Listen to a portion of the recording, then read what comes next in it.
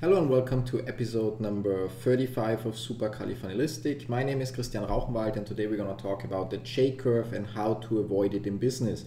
So for those of you who don't know what a J-curve is, it basically means when you have a diagram and you at first you like enter a negative zone to recover later, which usually applies to many businesses because in the beginning the usual approach to start a business is like to basically build your business first without having any sales, meaning like you either invest your own money or you get a loan or you get like outside investors, meaning you like sell parts of your company, you give away parts of the shares in order to have the capital to build the business.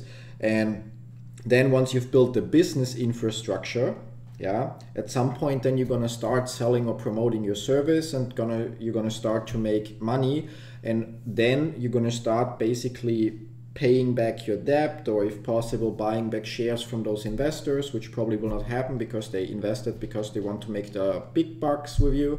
And then at some point you hopefully will end up making profit. So why is this not a great idea to do or to start a business like this? Simply because you never know if your next business idea will be the one that makes you rich or will be a flop. Not every business idea works. Even like very successful people usually needed a couple of tries before they got it right. So doing it like this means, especially if you do it with your savings, you risk your savings, but you don't know what's going to happen. Just because you love your product or service or idea doesn't mean that the market is willing to buy or pay what you want for it or get paid in order to be profitable.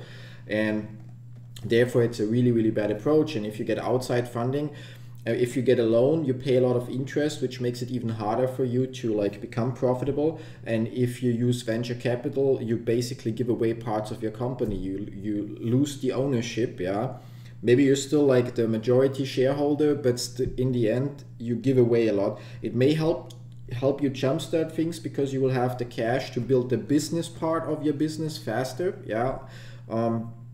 But there is actually a better way to do things. There's like, if you think about starting a business, the best way is, I don't know, like if you, for example, read the 4-Hour Work Week from Timothy Ferriss, he simply creates small businesses that he then scales up. And how he does it, for example, if he would want to produce this t-shirt, he would simply create a sales page for this t-shirt, even though he doesn't have it, where he offer or like promotes the t-shirt, then has like a sales page where people can put in their credit card data, and when they click on buy, it shows them some generic error. It's out of stock, we will notify you once it's available again, it's like technical error, payment could not be processed, we will get in touch with you, whatever. And then he runs ads to that page. So he runs some advertising for this page, and he simply looks, if I spent $100 or $1,000 on advertising, will I make more than $1,000, so like that I actually will have profit? And based on that, he then knows like the product will work. And once he knows the product will work, he also has the advantage that he has the email addresses of all his potential buyers that actually already wanted to buy the t-shirt. And then he goes ahead and produces the t-shirt and actually finishes the sales page so that the sales work and that the t-shirts can be fulfilled. And he emails out those people who bought during the pre-test, and some of them will still want the t-shirt and buy it, and then he runs the same ads with the same audience because he already knows it will work with that. So instead of having to invest like thousands and thousands of dollars in like pre-printing, like producing t-shirts in I don't know how many sizes and all that stuff, all he has to do is create like 2 pages, a product page and a sales page, and obviously the legal pages that are required, like privacy policy and stuff like that, and then simply test if the marketing will work. If people are willing to buy that price, if like you can make profit, if you run ads on Facebook for $10, do you get a buyer that will buy it so you still end up with making profit, or do you need to spend more on advertising than you can actually recoup through your product? So you see, this way you avoid the J-curve scenario. You avoid like building out your business, like building the warehouse, producing tens of thousands of t-shirts, hiring warehouse employees, hiring customer service and all the stuff. And only once you then start your actual business, after the market told you they are willing to pay the price for your product, only then you start building the business. It's basically how Kickstarter works if you think about it. People there, like, they build a prototype or something and they have an idea and they have estimates how much money they need to scale up production, so they offer it on Kickstarter. And then the market can vote. Do we want this product or do we not want it? If enough people want the product, the campaign will be funded or even overfunded by hundreds of thousands of dollars. And then they can go ahead and go into mass productions and deliver the product. So they didn't have to risk everything. While there's still a difference between Timothy Ferriss's approach and the Kickstarter approach, because on Kickstarter people usually have to like spend some time like research and development and come up with a prototype, so they already probably invested thousands of dollars. While Tim Ferriss' approach simply is you don't even need to have the product, you just test if it sells. And it's also the approach within Clickfunnels that if you have a new product and you really love it, before you go into production, no matter if it's a course or if it's whatever it is, you pre-sell. You see if people are willing to buy. No matter if you get them organically or with paid ads, you see if people are willing to buy. And you may even, like, if it's some course or something, you may even call it like a free beta run. Yeah, so you take, like, instead of the regular 10, 20, 50 people, you only take 5 and you offer it to them for free or for a very reduced price. And you simply teach them the course the way you think it delivers value, and you like pay attention to all the questions they are asking, and then you use it to improve the course, and you do another pre-beta run. So until you have like your course polished to cover all the major points that you maybe didn't think of but your customers think of. And then once you've done this, you may have already made a little money, or you offered it for free because they helped you polish your course. And once you've done this, you can set up your course as an auto webinar or something where you don't even have to be present, and maybe only once a week or something have a questions and answers session. So this way, by not following the J-curve approach, by simply ignoring it, by simply figuring out what it is you want to sell, how you want to sell it, and trying to sell it before it even exists. Obviously you cannot sell it, so you have to show something like out of stock or technical error. We will inform you, because if you would sell it, it would technically be fraud unless you point out that they will get the delivery only in a year. Yeah.